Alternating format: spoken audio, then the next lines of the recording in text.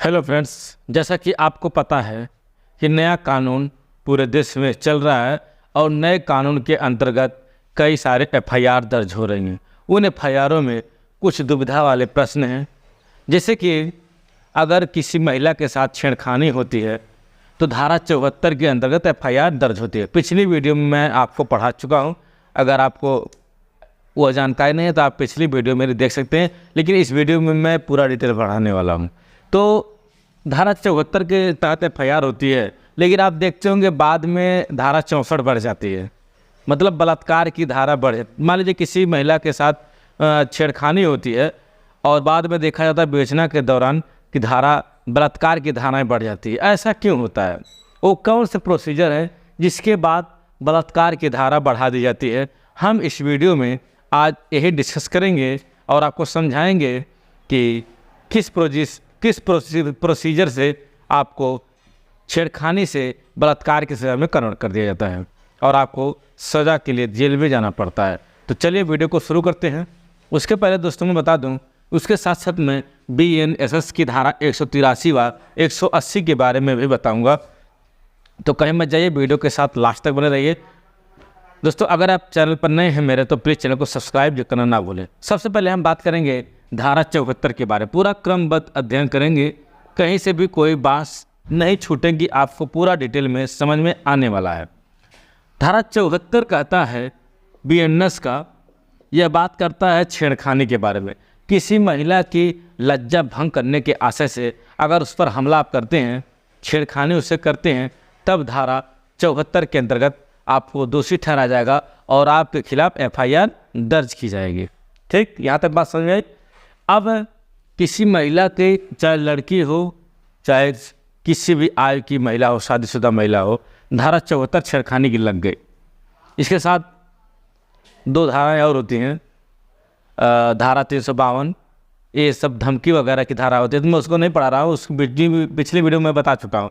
तो बात करेंगे, अगर एफआईआर 74 में दर्ज हुआ है बीएनएस के अंतर्गत, तो उसके बाद क्या होता है, पुलिस विवेचना प्रारंभ कर देती है। जो आईओ महोदय होते हैं उसकी क्या करते हैं, विवेचना करते हैं। और विवेचना के अंतर्गत जो पीड़िता होती है, महिला होती है, उसका 180 के तहत बीएनएस 180 बीएनएस, यानी कि हम पहले इसको सीआरपीसी में 161 का बयान पढ़ते थे, 161 का बयान पढ़ते थे। ठीक है, 161 का बयान सीआरपीसी अब हो गया 180 बीएनएसएस, भारतीय नागरिक सुरक्षा संहिता के अंतर्गत बयान होता है पीड़िता का। लेकिन पीड़िता ने यहाँ पर भी हो सकता है किसी, मान लीजिए वो पीड़िता उस पुरुष की प्रेमिका हो, वह बयान ना दे, वह इसमें यहाँ बयान दे कि मेरे साथ सिर्फ और सिर्फ छेड़खानी हुई है। यहाँ पर अगर 180 के बयान में भी पुलिस के सामने क्या आता है, छेड़खानी की बात आती है कि मेरे साथ छेड़खानी हुई है, तब तो धारा 74 ही रहेगा। यहाँ तक क्लियर। अब उसके बाद एक और बयान होगा, जब 180 का बयान होगा तो उसके बाद धारा 183 बीएनएसएस के अंतर्गत बयान होगा, जो कि हम लोग पढ़ चुके हैं धारा 164 सीआरपीसी में। हम सीआरपीसी में इसको पढ़े हैं 164 का बयान, तो उस वही बयान 183 बीएनएसएस में होता है। इसमें संशोधन भी हो चुका है। अब इस बयान के अंतर्गत पूरा खेल यहीं पर है। अब बात को समझिए,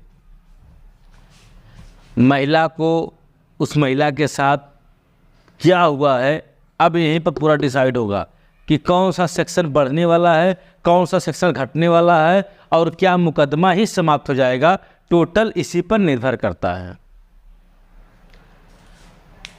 महिला अगर 18 साल से ऊपर की है, 18 वर्ष से ऊपर की है, तब उसके आधार पर पूरा केस डिपेंड। अगर यहीं पर वो महिला कह देती है, मान लीजिए वह महिला अगर यहीं पर कह देती है कि मेरे साथ कोई घटना नहीं हुई है, कोई छेड़खानी नहीं हुई है, कुछ भी मेरे साथ नहीं हुआ, झूठा मुकदमा है, तब क्या होगा, यह मुकदमा समाप्त हो जाएगा।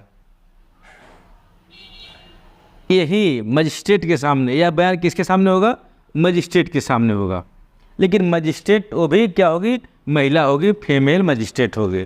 फीमेल मजिस्ट्रेट के साथ सामने बयान होगा और उस बयान में अगर महिला ने कह दिया कि मेरे साथ कोई घटना नहीं हुई है, तब उस मुकदमे को रद्द कर दिया जाएगा। लेकिन अगर महिला ने कह दिया कि मेरे साथ छेड़खानी के साथ साथ उसके पहले बलात्कार भी हुआ है या उसी दिन बलात्कार हुआ है, तब मामला 64 का बन जाता है। महिला ने अगर कह दिया इस 183 के बयान में नहीं मेरे साथ छेड़खानी से पहले भी बलात्कार हुआ है या उसी दिन बलात्कार हुआ है, तब वहाँ पर मामला 64 बलात्कार का आ जाएगा। तब उस व्यक्ति को बहुत ही गंभीर सजा होगी। Doubt clear? लेकिन अगर 18 साल से कम महिला, ये तो 18 साल से ऊपर की बात हो गई कि 18 साल से ऊपर की महिला अगर बयान करती है कि मेरे साथ कोई घटना नहीं हुई है, तब तो मुकदमा समाप्त हो जाएगा। लेकिन अगर कहती है कि नहीं मेरे साथ छेड़खानी के साथ साथ बलात्कार भी हुआ है, या कितने लोग अगर जितने भी अभियुक्त का नाम ले लेती है उन सभी को मुलजिम बना दिया जाएगा 183 के बयान के आधार पर। लेकिन अगर वही 18 साल से कम की कोई महिला है, कोई लड़की है, तब 183 का बयान तो होगा लेकिन उसका विशेष महत्व तो नहीं होगा। यहाँ पर बात होगी डॉक्यूमेंट की, उसकी मार्कशीट की बात होगी। अगर मार्कशीट में क्या उसके जन्मतिथि है, उस आधार पे विवेचक अपने विवेचना करेगा। अगर महिला का यहाँ का लड़की कह भी देती है मेरे साथ कोई घटना नहीं हुई है, छेड़खानी भी नहीं हुई है, रेप नहीं हुआ, फिर भी उसकी बात यहाँ पर नहीं मानी जाएगी। लेकिन अगर वो कहती है कि मेरे साथ रेप भी हुआ है, छेड़खानी भी हुई है, तब धारा 64 लगेगी।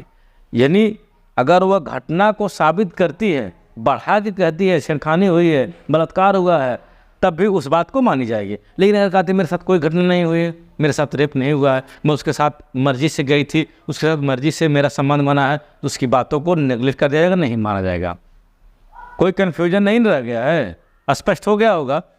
विवेचना के बाद 180 का बयान होगा पुलिस के समक्ष, फिर उसके बाद मजिस्ट्रेट के समक्ष बयान होगा। यहाँ पर जो भी निर्णय होगा वह सर्वोपरि माना जाएगा। तो चलिए अब हम इसकी सज़ा के बारे में बात कर लेते हैं, ठीक है। तो अगर हम 174 की बात करें सज़ा की, तो दोस्तों इसमें 1 साल से लेकर 5 साल तक की सज़ा का प्रावधान किया गया है।